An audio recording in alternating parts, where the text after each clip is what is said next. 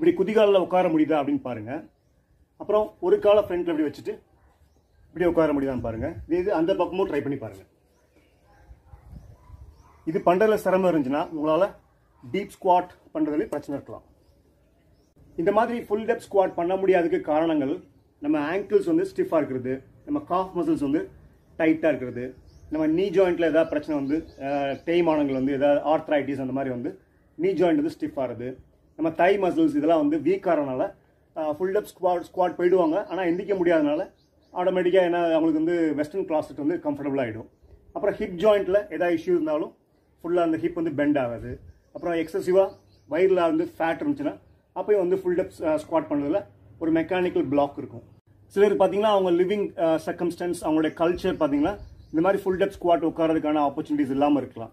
அதனால அவங்களாம் பார்த்தீங்கன்னா அவங்க டாய்லெட்டிங் சிஸ்டம்லாம் ஹாஃப் டெப்த் இவ்வளோ தான் இருக்கும். ஸோ அவங்களாம் டெஸ்ட் பண்ணி பார்த்தா அவங்களுக்கு வந்து ஏற்கனவே ஜாயின்ட்ஸு இந்த டிஷ்யூ இந்த மசில்ஸ்லாம் வந்து அடாப்ட் ஆயிடுச்சு. ஸோ அவங்களுக்கு வந்து அந்த ஃப்ளெக்சிபிலிட்டி வந்து நேச்சுரலாகவே ஃபுல் டெப்த் ஸ்குவாட் பண்ணுறதுக்கு இல்லை. நிறைய மூட்டுகளில் நிறைய தசைகள் டைட்னஸ் இருக்கணும்னு அவசியம் இல்லை. இந்த ஆங்கிளில் மட்டும் இந்த காஃப் மசில்ஸ் மட்டுமே டைட்டாக இருந்தாவே போதும், ஃபுல் டெப்த் ஸ்குவாட் பண்ண முடியாது. உதாரணத்துக்கு நம்ம ஸ்குவாட் பண்ண இந்த ஆங்கிள் வந்து இந்த மாதிரி மூவ் ஆகணும், இந்த நம்ம நீ ஜாயிண்ட் வந்து ஃப்ரண்ட்டில் வரணும் இல்லையா, அங்கே வந்து அந்த பிளாக் இருந்துச்சுன்னா ஆட்டோமேட்டிக்காக நம்ம பாடி இந்த ஆங்கிள் ஃபிக்ஸ் ஆகிடும். இந்த மாதிரி ஆங்கிளில் நம்ம ஃபுல் டெப்த் ஸ்குவாட் பண்ண முடியாது. ஏன்னா வந்து இந்த ஆங்கிள் ஃப்ரண்ட்டில் இப்படி இந்த ஆங்கிள் மூவ்மெண்ட் இருந்து இந்த நீ ஜாயிண்ட் கொஞ்சம் ஃப்ரண்ட்டில் போனால் தான் நம்ம வந்து சேஃபாக பேலன்ஸ்டாக ஃபுல் டெப்த் ஸ்குவாட் பண்ண முடியும். இதை காம்பன்சேட் பண்ணுறதுக்கு என்ன பண்ணுவாங்கன்னா ஃபுல் டெப்த் ஸ்குவாட் பண்ணும்போது 2 குதிகாலும் தூக்கிடுவாங்க. இல்லை சில பேர் என்ன பண்ணுவாங்கன்னா ஒரு பக்கம் நல்லா ஃபுட் ஃப்ளாட்டாக இருக்கும், ஒரு பக்கம் குதிகால் தூக்கி இருக்கும். சில நாடுகளில் இருக்க மக்கள் ஆல்மோஸ்ட் வாழ்க்கை முழுவதுமே அவங்களுக்கு வந்து ஃபுல் டெப்த் ஸ்குவாட் பண்ணுறதுக்கான ஆப்பர்ச்சுனிட்டி இல்லாமல் போயிடலாம். ஏன்னா அவங்க ஈவன் டாய்லெட்டிங் கூட வெஸ்டர்ன் டாய்லெட் இருக்கனால ஈவன் அவங்கள கூட கரெக்டாக செக் பண்ணி அவங்கள வந்து கரெக்டாக சில ஸ்ட்ரெச்சிங் ஆக்டிவிட்டீஸ்லாம் கரெக்டாக கொடுத்தா அவங்களாலையும் ஃபுல் டெப்த் ஸ்குவாட் பண்ண முடியுது. இந்த வீடியோவில் இந்த டீப் ஸ்குவாட் பண்ண முடியாதவங்க என்னெல்லாம் பண்ணால் அந்த டீப் ஸ்குவாட் பண்ணக்கூடிய அந்த எபிலிட்டியை, ஸோ இந்த டீப் ஸ்குவாட் டாய்லெட்டிங் பொசிஷனை மறுபடியும் எப்படி ரீபில்ட் பண்ணிக்கலாம் அப்படிங்கிற பற்றி பார்க்கலாம். இந்தியன் கிளாசட் யூஸ் பண்ணுறேன் ஆனால் எனக்கு வந்து அந்த ஃபுல் ஸ்குவாட் பண்ணுறதுல எனக்கு பிரச்சனை இல்லை. இந்தியன் கிளாசட் நான் யூஸ் பண்ணுறேன் ஆனால் ஃபுல் ஸ்குவாட் பண்ணுறதுல எனக்கு பிரச்சனை இருக்குது. வெஸ்டர்ன் கிளாசட் யூஸ் பண்ணுறேன் ஆனால் எனக்கு வந்து அந்த ஹாஃப் ஸ்குவாட் பண்ணி வெஸ்டர்ன் கிளாசட் யூஸ் பண்ணுறது எனக்கு எந்த பிரச்சனையும் இல்லை. வெஸ்டர்ன் கிளாசட் யூஸ் பண்ணுறேன் ஆனால் எனக்கு அது யூஸ் பண்ணுற அந்த ஹாஃப் ஸ்குவாட் பண்ணி எந்திக்கிறது கூட எனக்கு பிரச்சனை இருக்குது. இந்த மாதிரி எந்த கேட்டகரி ஆஃப் பீப்புள் இருந்தாலும் சரி அவங்களாம் வந்து ஈவன் டாய்லெட் போகிறதுக்கு முன்னாடி கூட இந்த மாதிரி ஸ்ட்ரெச்சஸ்லாம் கூட பண்ணிக்கலாம்.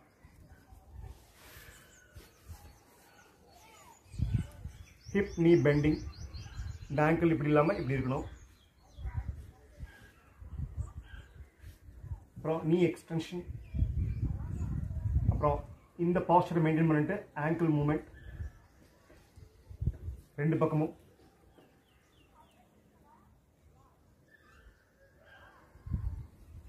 அப்புறம் சைட் லைன் பொசிஷனில் நல்லா ஃபுல்லாக இந்த நீயை பெண்ட் பண்ணி இப்படி இந்த ஃப்ரண்ட் ஐ ஸ்ட்ரெச்.